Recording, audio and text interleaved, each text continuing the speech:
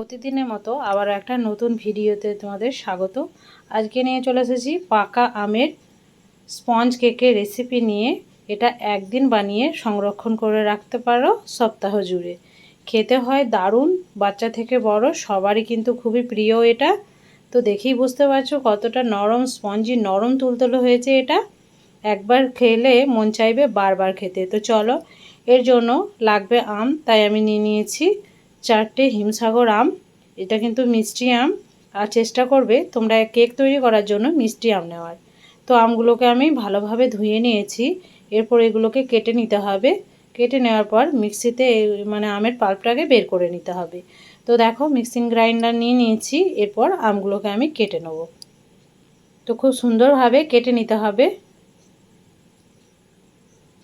তো এইভাবে করে কেটে নিয়ে এর পাল্পটাকে আমি বের করে নেব।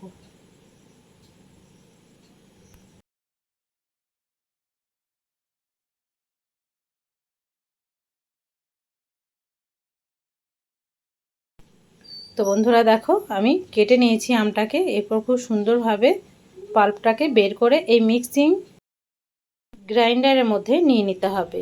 তাই আমি নিয়ে নিচ্ছি।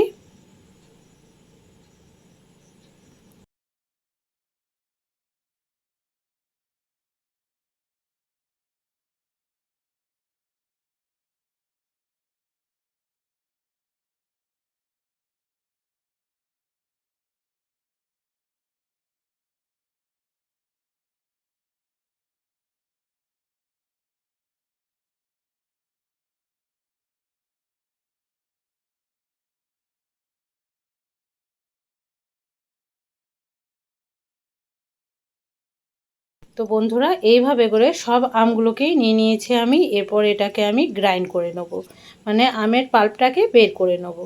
তাই দেখো, এটাকে ঢাকা দিয়ে আমি এটাকে গ্রাইন্ড করে নিচ্ছি। তো গ্রাইন্ড করা হয়ে গেছে। তো দেখো, ঠিক এইরকমভাবে পেস্টটা রেডি করে নিতে হবে। তো এদিকে নিয়ে নিতে হবে একটা মিক্সিং বোল। এই মিক্সিং বোলের মধ্যে আমি নিয়ে নিচ্ছি সেই আমের পাল্পটাকে। তো সবটুকুই আমি দিয়ে দিলাম।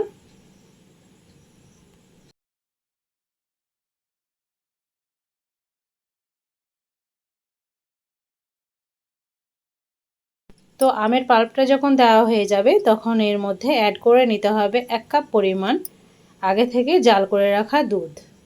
তো আমি দিয়ে দিয়েছি দুধটাকে দিয়ে দেওয়ার পর একটা হুইক্সের সাহায্যে খুব সুন্দরভাবে আমের পাল্পের সাথে মিক্স করে নিতে হবে।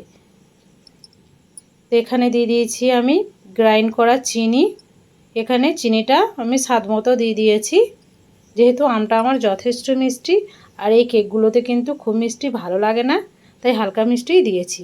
এরপর আবারও খুব সুন্দরভাবে সমস্ত উপকরণকে মিক্স করে নিয়েছি।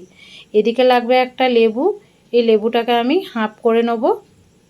তাই হাফ লেবুটাকে আমি চেপে এর মধ্যে দিয়ে দিয়েছি রসটাকে বের করে। তো এটা দিলে খুব সুন্দর স্বাদটা আসে আর স্পঞ্জিও হয় কেকটা। তো এরপর আবারও সমস্ত উপকরণকে খুব সুন্দরভাবে মিক্স করে নিয়েছি। তো বন্ধুরা, এখানে লাগবে ময়দা, তাই প্রয়োজন অনুযায়ী ময়দাটা দিয়ে দিতে হবে। এখানে আমি 1 কাপ পরিমাণ ময়দা অ্যাড করেছি। এরপর দিয়ে দিতে হবে এখানে হাফ চামচ মতো বেকিং পাউডার, আর তার থেকেও একটু কম বেকিং সোডা। তো দুটো উপকরণ দেওয়ার পর আবারও ভালোভাবে এগুলোকে মিক্স করে নিতে হবে, একটা ব্যাটার তৈরি করে নিতে হবে। তো বন্ধুরা, খুব সুন্দরভাবে দেখো আমি ব্যাটারটা রেডি করে নিচ্ছি। তো এইভাবে করে ব্যাটারটা রেডি করে নিতে হবে। তো বন্ধুরা, ব্যাটার কিন্তু আমার রেডি হয়ে গেছে। তো একটু ভালোভাবে মিক্স করে নিলে কেকগুলো কিন্তু খেতে খুবই সুন্দর লাগে আর একদম স্পঞ্জি, নরম তুলতুলে হয়।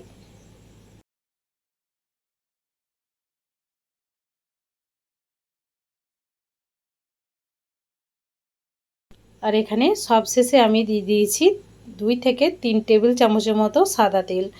এরপর আবারও সমস্ত উপকরণকে খুব সুন্দরভাবে মিক্স করে নিয়েছি।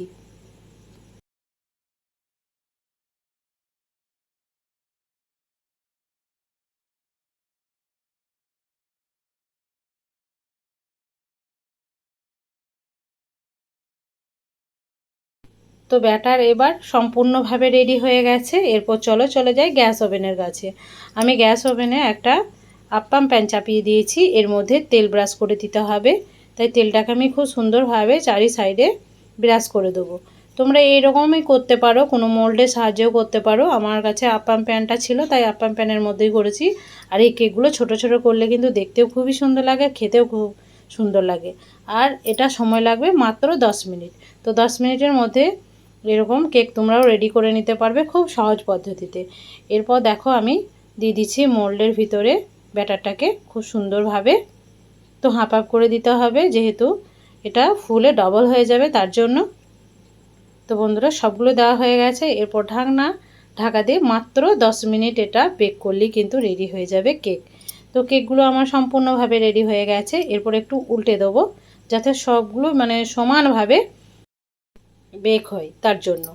তো একটা চামচের সাহায্যে আমি খুব সুন্দরভাবে এটাকে উল্টে নিচ্ছি দেখো। তো এইভাবে করে উল্টে নিতে হবে সবগুলোকেই। তো বন্ধুরা সবগুলোকেই আমি খুব আস্তে আস্তে উল্টে নিয়েছি। আর এবার সবগুলো রেডি হয়ে গেছে। এরপর চলো এগুলোকে মোল্ড আউট করে নিতে হবে। তো দেখো সবগুলো কিন্তু সমানভাবে মানে বেক হয়েছে। এরপর একটা প্লেটের মধ্যে তুলে নিচ্ছি। বাচ্চা থেকে বড় সবারই কিন্তু প্রিয় হবে এগুলো। তো একবার হলো এই রেসিপিটাকে অবশ্যই বাড়িতে বানিয়ে দেখবে আর আমাকে কমেন্টে জানাতে ভুলবে না যে তোমাদেরও এরকম চটজলদি হয়েছে নাকি আর একদম স্পঞ্জি হয়েছিল কি না। তো এক এক করে আমি প্লেটের মধ্যে সাজিয়ে নিচ্ছি। তো দেখো বন্ধুরা সবগুলোই কিন্তু পারফেক্টভাবে রেডি হয়েছে, তোমাদেরকে আমি দেখাচ্ছি। তো এই পাকা আম থাকতে থাকতে এই রেসিপিটা বানানোর জন্য আবদার রইল তোমাদের কাছে, বানাবে আর আমাকে কমেন্টে জানাতে ভুলবে না। তো আজকের ভিডিও আমার এতটুকুই। দেখা হচ্ছে পরবর্তী ভিডিওতে। ভালো থাকবে, সুস্থ থাকবে আর নিজেদের খেয়াল রাখবে। আর অতি অবশ্যই এই চ্যানেলটাকে সাবস্ক্রাইব করে যাবে, ফুল ওয়াচ করবে ভিডিওটাকে। তো দেখা হচ্ছে অন্য কোনো ভিডিওতে। তো টাটা।